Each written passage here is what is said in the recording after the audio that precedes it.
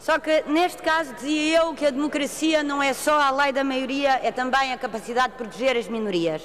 Só que, neste caso, nós estamos a falar de uma minoria que se está a tornar de uma maioria, e uma maioria desprotegida. Falamos dos trabalhadores cada vez mais numerosos, obrigados a aceitar contratos ilegalmente a recibo verde. E há uma tendência pouco saudável para a democracia de olhar para decisões políticas sem as perspectivar em relação ao passado e sem medir as suas consequências para o futuro. No fundo, descontextualizando-as daquilo que é um projeto de sociedade, descontextualizando do debate político e ideológico. Elaboram-se soluções a curto prazo, sempre evocando a urgência, sem resolver situações que se tornaram insustentáveis e sem analisar o que elas representam a longo termo. Permita-me uma referência pessoal, eu faço parte da geração que entrou no mercado de trabalho com os recibos verdes, o que significa que muitos da minha geração nunca conheceram um contrato de trabalho, de prestação de serviço, um contrato de trabalho regular. Mas nós ainda tínhamos consciência que qualquer coisa estava mal. O problema neste momento é que nós temos uma série de jovens que nem sabem os direitos que têm ao nível laboral. De tal maneira esta prática se generalizou. E por isso é que é tão importante esta iniciativa destes cidadãos. Por isso é que é tão importante esta mobilização da sociedade para repor o debate nos termos certos, que é de facto ao nível da legislação laboral. E hoje em dia que se fala tanto do Estado Social, importa não esquecer as consequências desta hemorragia de ilegalidade, e eu meço as minhas palavras, no futuro para justamente o Estado Social. E é por isso que eu quero também lembrar aqui uma coisa. No passado 15 de setembro houve a grande manifestação dos portugueses contra as medidas, as intenções do Governo em relação à TSU. Importa lembrar que os trabalhadores a recibos verdes assumem sozinhos todos os encargos sociais, tirando pequenas exceções onde a entidade patronal colabora com 5%, absolutamente insuficiente. E é neste sentido que eu queria dizer que o desafio, eu vou concluir já, que o desafio que este grupo de cidadãos, estes 40 mil cidadãos nos lançam, é que este debate não morra aqui. Por isso é que justamente apresentamos também, e a maioria ainda bem que aceitou, que este projeto deixa para a discussão na especialidade, porque não pode morrer numa votação aqui hoje, tem que ser trabalhado em detalhe e é tempo de fazermos uma avaliação, não é só das questões de fiscalização, temos que ter consciência da limitação e vou terminar. Temos que fazer uma reavaliação séria de todo o sistema. Para a semana, o Partido Socialista apresentará já o calendário dos trabalhos e, obviamente, convidamos o grupo aqui presente a participar neles. Muito obrigada. Muito obrigado, Sra. Deputada. Tem a palavra para uma intervenção o Sr. Deputado do CDS-PP, Raul Almeida. Faz favor. Muito obrigado, Sr. Presidente. Senhoras Deputadas, Senhores Deputados, cumprimentar, em primeiro lugar, os cidadãos que trouxeram este importante contributo a esta Casa para melhoramento legislativo, para contribuir de forma decisiva no exercício de cidadania, para combater um flagelo que todos nós assumimos o combate, que é o combate aos falsos recibos verdes e ao falso trabalho temporário. E eu começaria a minha intervenção por reafirmar a nossa séria preocupação com este problema, que é um problema maior do panorama laboral português. E nós, senhoras e senhores deputados, nós não julgamos ninguém. Por isso também não reconhecemos a ninguém o direito, a legitimidade de julgar a nossa preocupação, o nosso empenhamento nesta luta, deste drama, destes trabalhadores. De facto, a atualização da legislação laboral levada a cabo atualmente pelo atual Governo e que visou atualizar esta legislação em diálogo permanente com os parceiros sociais, acabou com toda e qualquer desculpa para transversar nesta matéria ou neste domínio. Por isso mesmo, analisamos com a maior seriedade, sem julgar com preconceito, os projetos propostos pelo Partido Comunista e pelo Bloco de Esquerda, independentemente das diferenças de opinião, independentemente dos instrumentos que cada um encara para combater este flagelo. Portanto, quanto a nós, a ajuda legal a este combate faz-se através da clarificação de meios eficazes e de esclarecimento. Temos as mais fundadas dúvidas sobre a sobreposição de normas, a dispersão de responsabilidades inspectivas e o equívoco nos conceitos.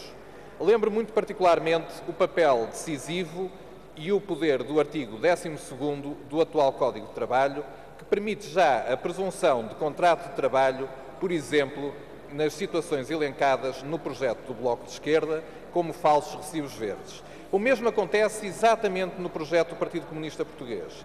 Esta sobreposição que interpretamos com uma bem-intencionada vontade de reforço, não queremos pensar que vieram aqui criar ruído ou confusão. Acreditamos que a intenção é uma intenção de reforço, mas esta sobreposição, senhoras e senhores deputadas, não melhora, confunde. No nosso entender, poderá ser geradora das divergências e dos requisitos que obstaculizem o mais pronto reconhecimento do vínculo laboral real e que o artigo 12º permite agilmente presumir. Acresce ainda que já decorre da legislação laboral em vigor que caberá à Autoridade para as Condições de Trabalho, no âmbito da sua função inspectiva e fiscalizadora, a detecção de situações irregulares e a aplicação das respectivas contraordenações. Muito importante.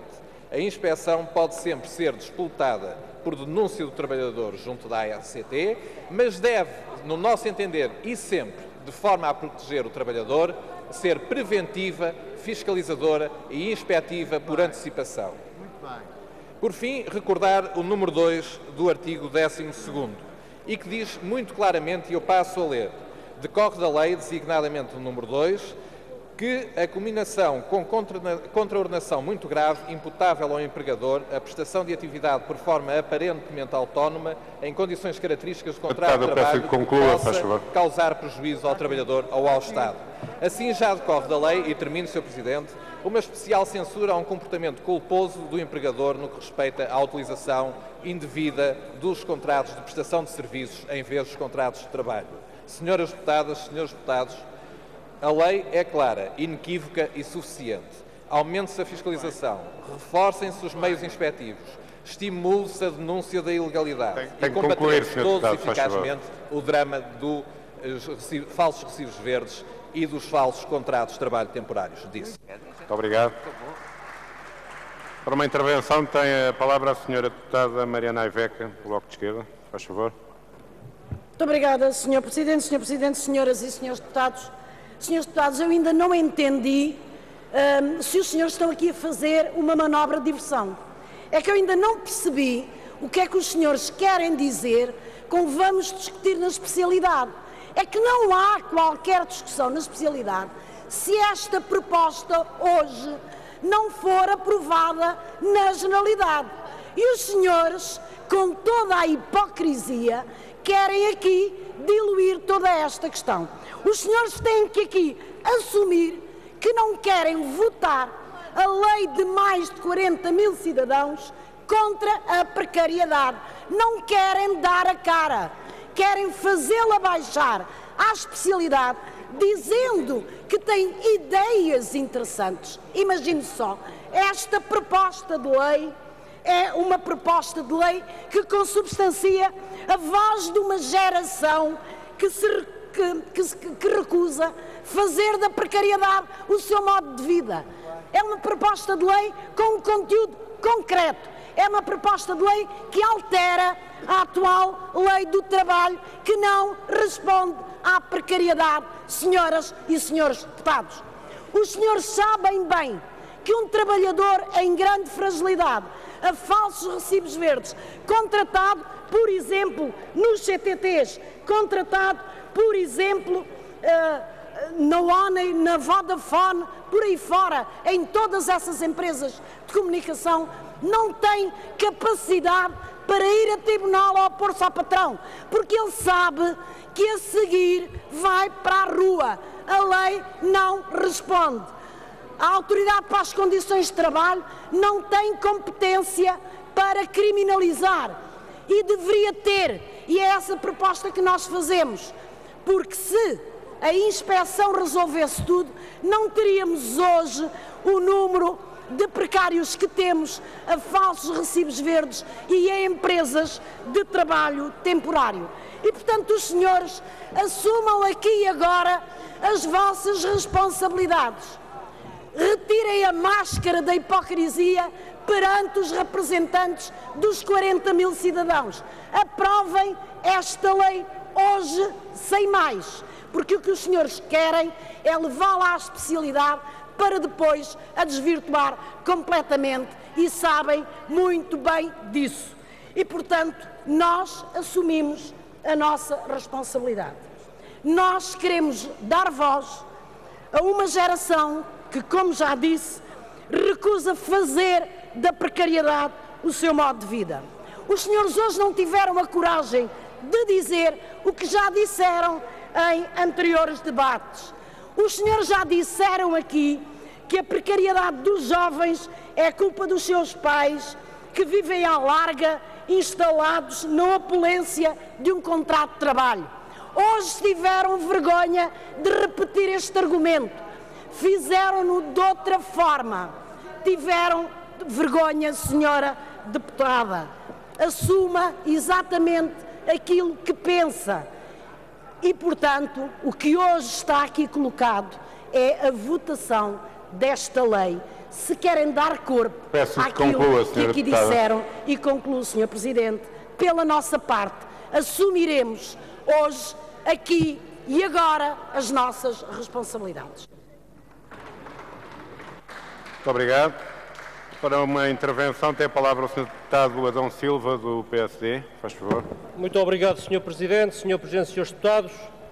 Também um cumprimento especial para os cidadãos, agradecendo antes de mais esta aprendizagem que fazemos em conjunto a democracia. A democracia também se aprende e nós estamos disponíveis para aprender com todos vós e, obviamente, também temos a nossa palavra a dizer, mas temos, sobretudo, as vossas palavras a escutar. Em segundo lugar, dizer à Sra. Deputada Mariana Ayveca, a Vossa Excelência interveio numa espécie de estado de desespero, porque listou uma série de argumentos que sabe que não são verdadeiros.